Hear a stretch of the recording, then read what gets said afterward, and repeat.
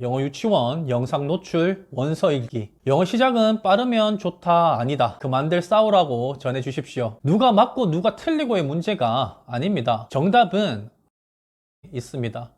우리도 한때는 아이였고 학생이었습니다. 세월이란 바람을 동력 삼아 인생을 살아오다 보니 어른이 되었고 부모가 되었습니다. 부모가 된 지 얼마 되지 않은 것 같은데 어느새 부모란 이름 앞에 학이란 단어가 더해져 학부모가 되었습니다. 학부모가 되고 나니 부모가 되었을 때보다 더 혼란스럽습니다. 무엇을 어떻게 가르쳐야 할지 모르겠습니다. 그러나 한 가지 사실만은 정확히 알고 있습니다. 내가 살아온 삶이 만족스럽든 아니든 너만은 나보다 더 행복한 삶을 살아갔으면 좋겠다. 오늘 영상은 짧은 이야기를 통해 영어 공부를 어떻게 시켜야 할지 답답한 학부모님들에게 올바른 초등영어 로드맵을 구상할 수 있도록 확실한 방향을 제시해 드리는 영상입니다.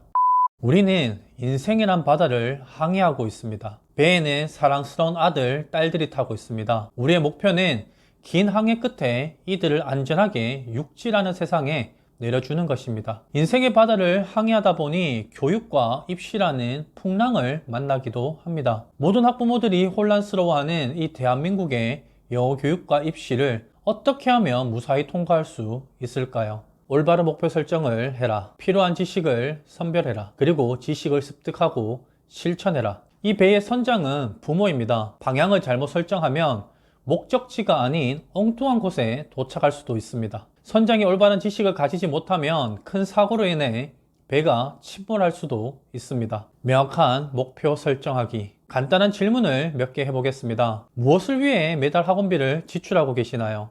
무엇을 위해 영어 공부를 시키시나요? 좋은 대학인가요? 유학인가요? 아니면 그냥 자연스러운 의사소통이 목적인가요? 많은 사람들은 자신이 무엇을 원하는지도 정확히 모른 채 행동을 합니다. 그러나 자녀 교육만은 뚜렷한 목표를 가지셔야 합니다. 최종 목적지를 명확하게 설정을 하고 공부를 하는 학생과 그렇지 않은 학생들의 차이는 학년이 올라갈수록 차이가 나고 고등학생이 되었을 때 명확하게 드러납니다. 아이들은 자신이 무엇이 되고 싶은지, 무엇이 자신에게 유익한 건지 잘 모릅니다. 그렇기 때문에 아이가 어릴 때 부모님께서 아이를 위해서 방향을 직접 설정해 주셔야만 합니다. 시기에 따라, 학년에 따라 필요한 것을 채워주고 때론 아이가 원하지 않아도 시키셔야만 합니다. 교육 컨설팅을 진행하다 보면 긴 상담 끝에 부모님의 마지막 말이 아이와 의논해 보겠습니다 라고 말하는 분들이 생각보다 많습니다. 앞에서 부모는 바다를 항해하는 선장이라고 제가 말했습니다. 중요한 선택의 순간마다 아이와 의논하실 건가요? 우리의 가장 큰 의문은 때론 잔잔하고 때론 풍랑이 치는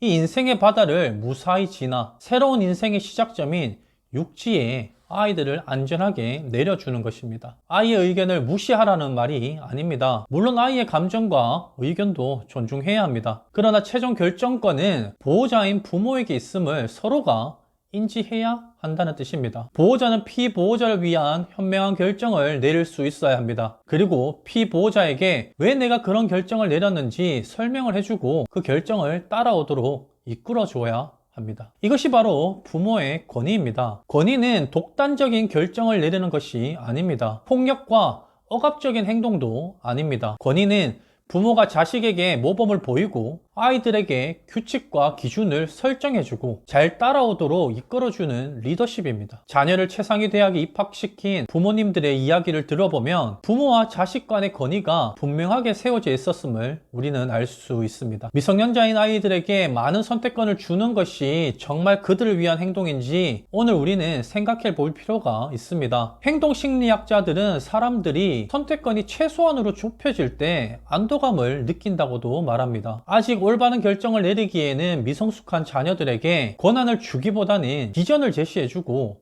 꿈을 향해 나갈 수 있도록 함께 계획을 세우고 도와주세요. 그러면 머지않아 세상을 향해서 당당하게 걸어나가는 듬직한 아이들의 모습을 보게 될 겁니다. 잠시 자체 광고 한번 하고 이어서 나가도록 하겠습니다. 자녀교육 해커스 모임으로 초대합니다. 올바른 자녀 교육을 해킹하는 맘들의 모임에서 선배 맘들과 데니스쌤의 조언을 통해서 올바른 교육 인사이트를 길러보세요. 초대장은 고정 댓글을 확인해주세요. 두 번째, 올바른 지식 습득하기. 현대사회는 정보가 넘쳐나는 세상입니다. 유튜브, 인스타, 블로그, 각종 강의와 책, 수많은 정보들 속에서 내 아이를 위한 꼭 필요한 정보를 필터링할 수 있는 능력은 어디서 올까요? 앞에서 얘기한 명확한 목표 의식에서 나옵니다. 우리가 장 보러 갈 때 리스트를 작성하고 마트를 가면 필요한 물건만 구입을 하죠. 그러나 리스트 없이 또는 배가 고픈 상태로 마트에 가면 필요 없는 물건들도 잔뜩 사게 됩니다. 교육도 마찬가지입니다. 리스트가 필요하다는 거죠. 내 아이에게 필요한 교육 로드맵을 구상해 보세요. 유아기, 초등 저학년, 그리고 초등 고학년, 중학교까지 어떤 목표를 가지고 어떻게 지도를 할 건지 계획을 세우고 필요한 지식을 습득하세요. 아, 나는 전문가가 아니고 그냥 엄마라서 잘 모르시겠다고요?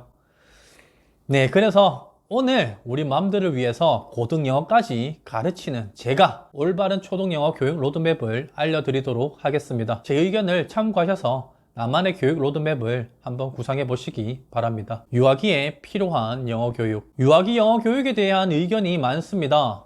영어 유치원, 영상 노출, 원서 읽기. 영어 시작은 빠르면 좋다, 아니다. 그만들 싸우라고 전해주십시오. 누가 맞고 누가 틀리고의 문제가 아닙니다. 정답은 아이에게 있습니다. 아이의 모국어 실력을 기준으로 삼으시기 바랍니다. 모국어 발달이 빠른 아이가 영어라는 언어에도 관심을 가진다면 유아기지만 적절한 영어 교육을 시작해도 괜찮습니다. 경제적인 여건이 된다면 영어 유치원을 가는 것도 아이에 따라 좋은 선택이 될 수도 있습니다. 그러나 주변을 보지 마시고 제발 내 아이를 보고 결정하시기 바랍니다. 그리고 유아기의 공부는 어떤 식으로 하든 국어 공부하는 시간보다 많이 하는 것은 좋지 않습니다. 올바른 모국어 발달이 최우선입니다. 사교육은 자신의 경제적 여건에 맞게 아이의 상황에 맞게 시키시면 됩니다. 그러나 저는 가능하면 유아기 땐 돈이 많이 들어가는 방법보다는 저비용의 효율적인 교육을 추천하고 싶습니다. 올바른 엄마표 영어를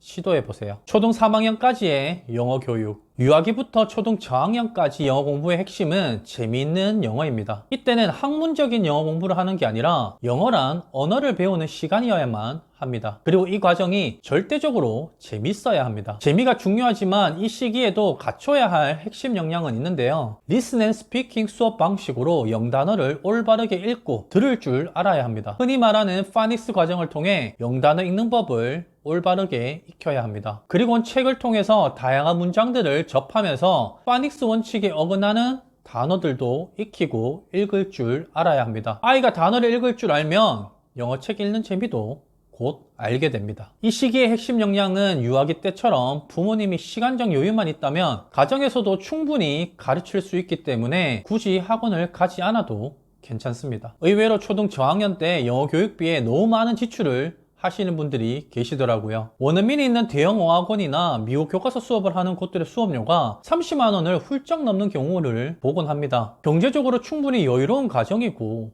아이도 좋아하고 잘 적응한다면 그런 학원을 다녀도 괜찮지만 수업의 효율성도 떨어지는데 무리해서 그리고 주변을 의식해서 비싼 학원에 보내지 않으셨으면 합니다. 브랜드 설계자라는 책에서 러셀 브런슨은 사람들이 소비를 할 때 논리적인 요소보다는 감정에 기반하여 구매를 하는 경향이 있다고 합니다. 이 문장은 학원 선택에도 적용되는 것 같습니다. 영어 유치원이나 대형어 학원을 생각하면 아, 저기에 가면 내 아이도 영어를 잘할 것 같은 그런 느낌이 듭니다. 주변에 잘하는 친구들도 많이 다니고 학원 인지도와 브랜드가 나와 아이의 지위를 올려줄 것만 같습니다. 그러나 현실은 어떤가요? 비싼 수업료를 주고 입학은 했는데 원어민 수업에서 말 한마디 제대로 못하고 아이 수준을 뛰어넘는 영작 숙제와 온라인 숙제 때문에 힘들어하는 아이의 모습을 보게 될지도 모릅니다. 그럼에도 내가 내린 결정을 합리화하기 위해 혼자 생각합니다. 수업의 일부만 따라가도 동네 학원 다니는 애들보다는 나을 거야. 지금 힘들어도 시간이 조금만 지나면 적응하고 잘 따라갈 거야. 이런 학원에 입학 테스트 통과한 게 어디야? 선장의 잘못된 지식은 배를 침몰시킬 수도 있습니다. 초등 고학년에 필요한 영어 교육. 초등 3학년까지의 영어 교육 로드맵은 아이가 영어를 싫어하지 않고 자연스럽게 영어를 접하도록 흥미를 끌어주는 방식이었습니다. 그러나 3학년 2학기부터는 재미없는 공부도 병행되어야 합니다. 초등 3학년 2학기부터 영어 단어 암기를 천천히 시작하세요. 결국 영어도 언어입니다. 언어 능력은 어디에서 나올까요? 어휘력에서 나옵니다. 영어 원서, 영상 시청, 영어 노래 등으로 자연스럽게 익힌 어휘력만으로는 부족합니다. 추가적으로 단어 공부를 꼭 시켜 주시기 바랍니다. 제 의견에 반대하는 부모님들도 계시겠지만 초등 시기에 시작하는 단어 공부는 영어 어휘력만을 위한 것이 아님을 알아주세요. 영단어 공부하는 시간은 집중력과 암기력을 기르는 시간입니다. 집중력과 암기력은 곧 시작되는 본격적인 입시 공부에서 핵심 중에 핵심 역량입니다. 영단어 공부가 익숙해지면 서서히 문법 공부도 함께 시작하면 좋습니다. 그런데 어려운 문법 용어를 익히는 문법 공부가 아니라 문장 속에서 자연스럽게 어순을 익히고 기본적인 영어 시제를 익히는 수준의 문법을 말합니다. 시제와 어순만 자연스럽게 익혀도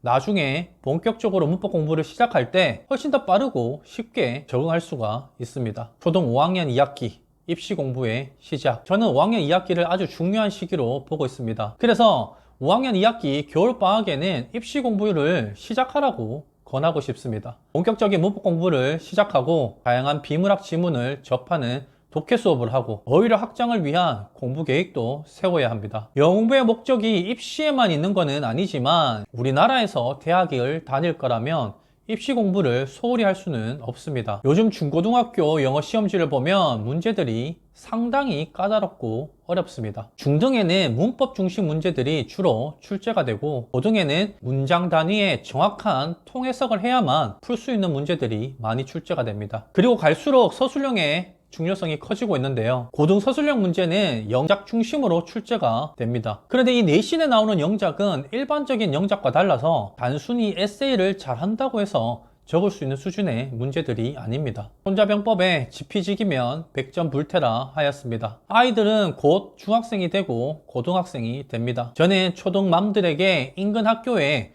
내신 영어 수준이 어느 정도인지 미리 확인하는 시간을 꼭 가지라고 말합니다. 미리 인근 학교의 수준이 어느 정도인지 알고 준비하는 시간을 가지지 않으면 나중에 시험 성적을 받는 그 시기에 적지 않은 충격을 받을 수도 있습니다. 그래서 5학년 2학기부터는 학원 선택도 매우 중요한데요. 학생 관리가 철저하고 부모님과 소통이 잘 되는 학원, 그리고 가능하면 고등 수업을 하고 있는 학원을 선택하는 것이 좋습니다. 커리큘럼은 특정 영역만 집중해서 가르치는 것이 아니라 문법, 독해, 영어 듣기, 단어 시험 등 모든 영역을 균형 있게 가르치는지 꼭 확인해 주시기 바랍니다. 그리고 만약에 말하기 수업을 조금 더 시키고 싶다면 이때부터는 학원에서 원어민 그룹 수업을 하는 것보다는 1대1 화상영어 수업을 이용하시는 것을 추천합니다. 입시에 집중할 수 있는 플랜을 짜는 것이 무엇보다 중요한 시기이기 때문입니다. 오늘 영상 정리해 보도록 할게요. 학부모는